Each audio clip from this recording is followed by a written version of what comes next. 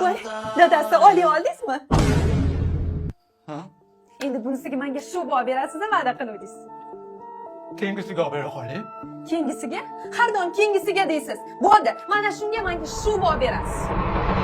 Bo'pti. Bitta telefon qo'ying. Alo, assalomu alaykum. Erkaklarni himoya qilish xizmati.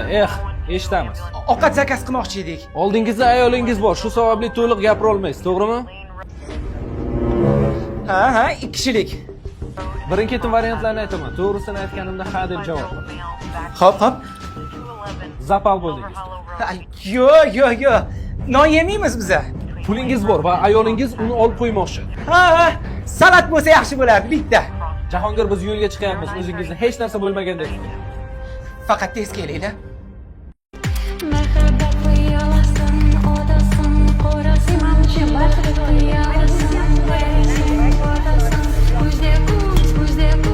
Bo'ldi, pul yetmay qolsa qo'shasiz-a?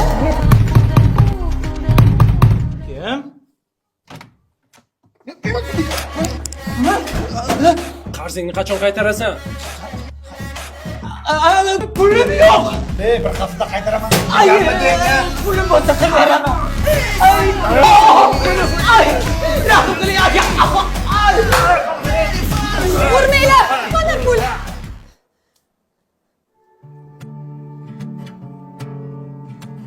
Bir daqiqaga.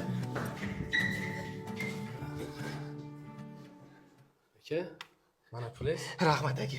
Ehtiyot qilasiz. Rahmat. 10 minutdan keyin ovqat ham keladi, ha? Rahmat. Gapingizni bitta joydan. Rahmat aka. Erkaklarni himoya qilish xizmati.